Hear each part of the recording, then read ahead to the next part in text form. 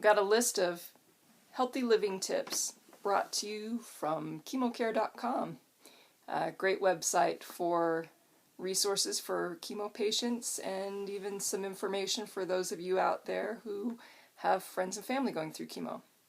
So I'm just going to read each item off this list and then tell you my personal experiences with it so that you get my own little testifying about the importance of these. First of all, the introduction: make the decision to live as healthy as you possibly can. As a survivor of cancer, you know you are vulnerable to the disease. If you are one of the survivors of childhood cancer, why would you put yourself at risk for other cancers or diseases as an adult if you could prevent it? Yeah. Number 1.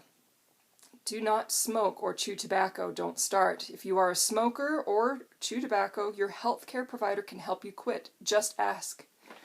I lived in Virginia at the time when the age changed for how old you needed to be before you were allowed to smoke. So when I was in high school, the age was 16. I had several friends and people I knew who were smokers, and I could see the bad side effects of smoking.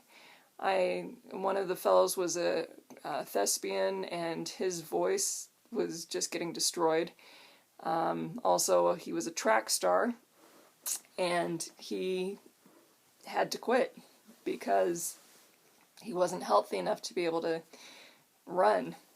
And then another fellow who was an art student in one of my classes, he had patches of his beard were coming out and his hair, and the doctors had told him it was because he was smoking so much, and he was pretty much a chain smoker. He just reeked of cigarettes. Yeah, so don't smoke. It's really addictive. It's hard to quit. I know people who have tried several times and still can't, and then there's some who have been able to that I know and have known, and like a girl in high school. It was rough for her. Yeah, so don't start, and if you're there, find someone to help you. You can do it. Takes a lot. Number 2, do not drink illegally as a minor, and drink responsibly when you are an adult, if at all. And never drink and drive or ride in a car with someone who is drinking or using drugs. I had a friend, Heather, who died when I was about 12. She had been out partying with some friends, and the person who was driving the vehicle was under the influence, and yeah, everybody in the car died. So, also a coworker of mine, her brother and father died from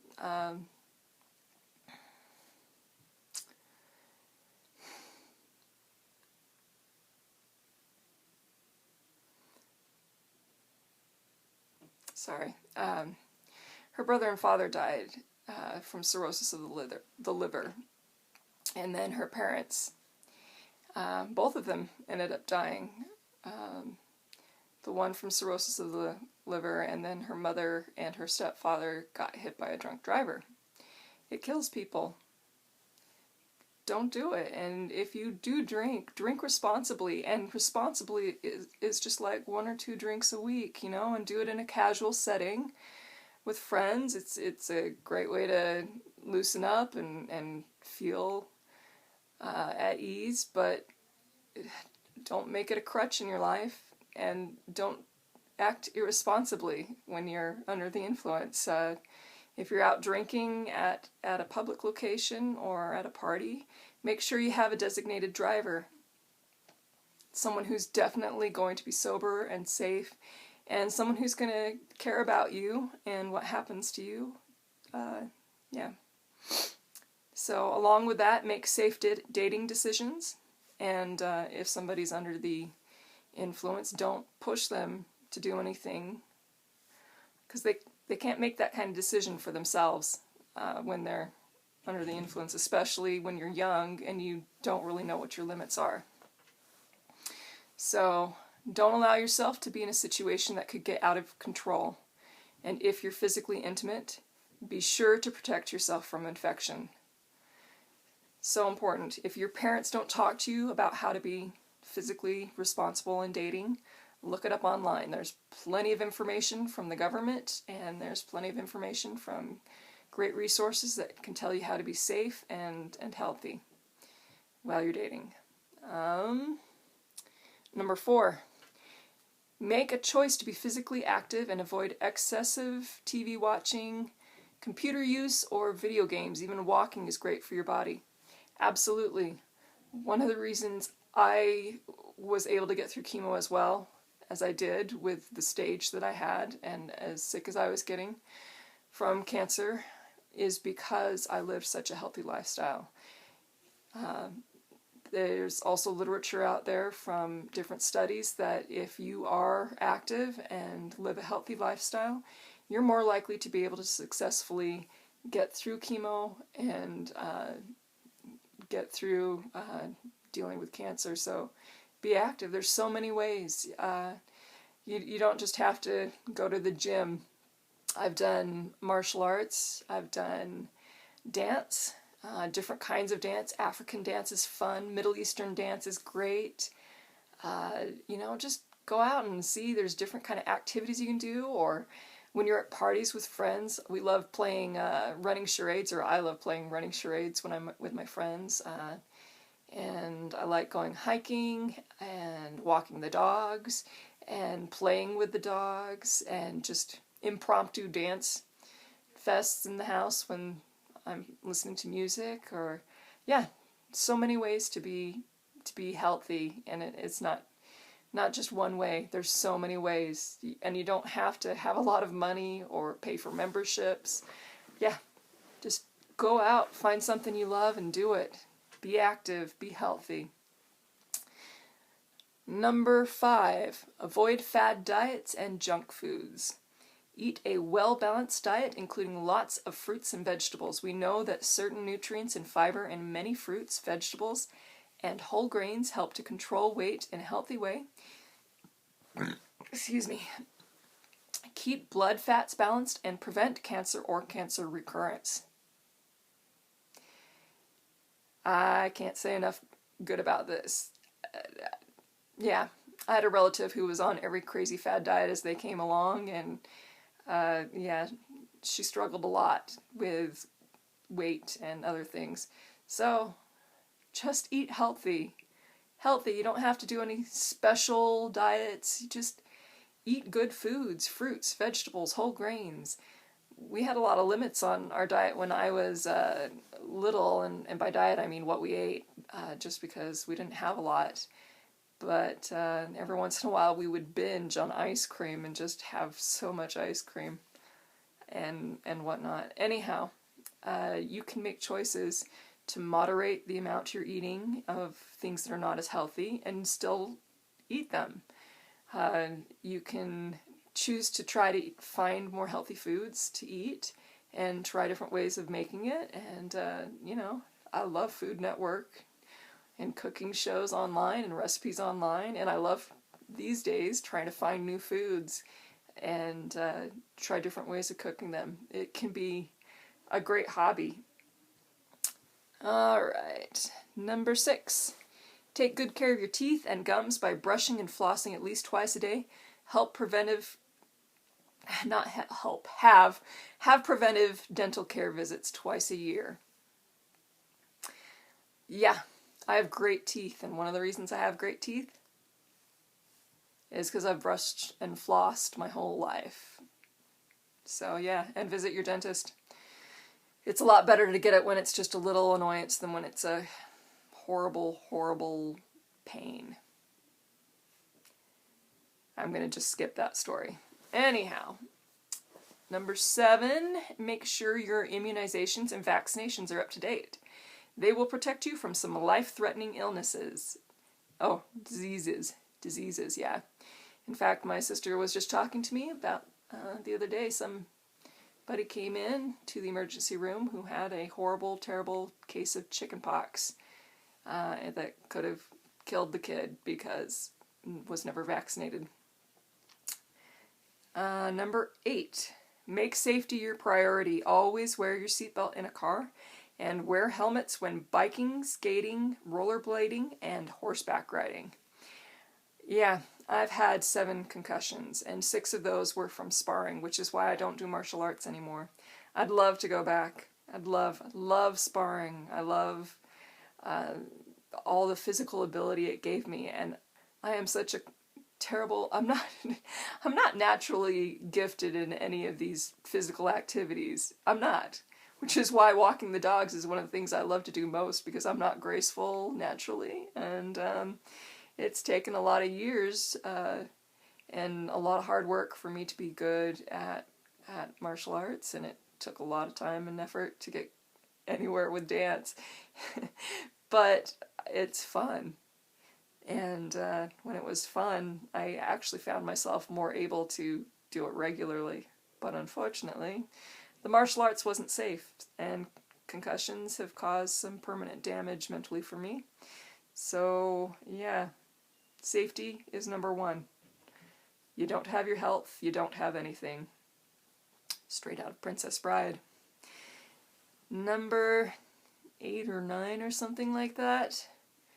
Oh, and by the way, on that seatbelt thing, I had a friend in martial arts who went through the windshield of his truck as he was driving one day. Not accident, not his fault, but he went flying through the windshield and thought that, I guess he didn't have to buckle up, or was raised not thinking he had to buckle up or something, and a big old scar from it. But he luckily lived. Some people don't.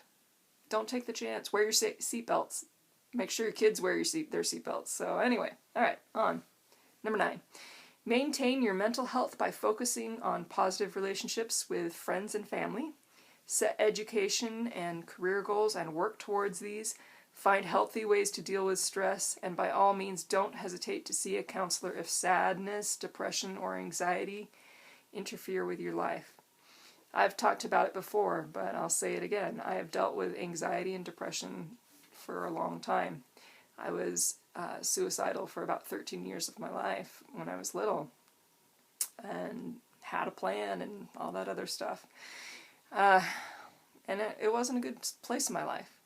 And I suppose I could have turned to things that were really unhealthy to deal with the stress and the distress that I was feeling.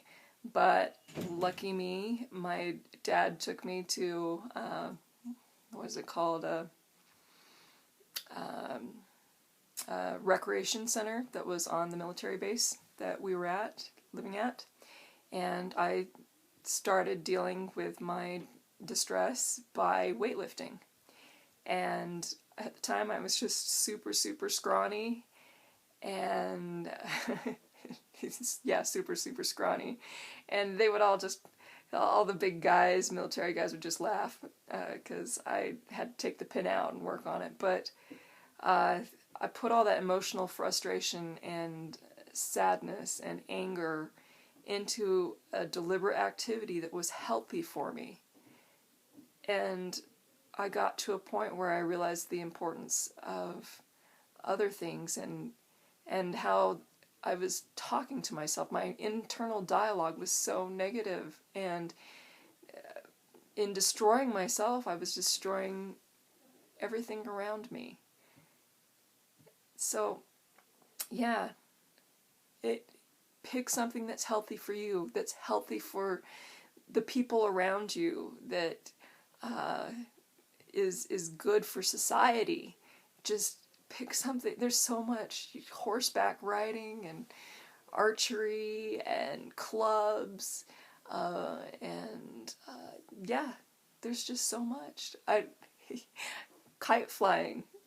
It's all good. All these good activities you can do to deal with stress and whatnot. And yeah, and don't hesitate. I didn't know when I was little that what I was going through. I didn't understand that I could go find help. You should know. There's help out there. You can find it. Okay, number 10. Do not join a gang or carry a weapon, and avoid those who do. Steer clear of drugs. Don't use or sell them. Avoid violent people and violent situations at all times. And yeah, personal experience with this. Fortunately, in one of these situations where violence was involved, I had somebody else in the group who was smarter than I was, and we steered clear of that, because that could have gone really badly. And avoiding violent people and violent situations at all times. Just do it. Just, if you're in a bad place, leave that place and find something better. You can get killed, somebody you care about who can get killed. And by violent, I'm not talking about people who play sports, and I'm not talking about, I'm not talking about that. I'm talking about people who are violent. People who carry weapons, because, yeah, just avoid it. Just do. Be with people who are good for you and good for each other, and yeah, good luck with everything. So, I've got one more video that I'm going to do in this series that I just thought about today, and I'm going to go over the rest of my financial information, and I'm going to tell you guys what the costs of chemotherapy, ABVD chemotherapy, are for 6 months, and how much diagnosis bills have been, at least as much as I have, just to give you an idea of what it would have been like if I didn't have insurance, and how expensive cancer and chemo are. Anyhow, that's for another time.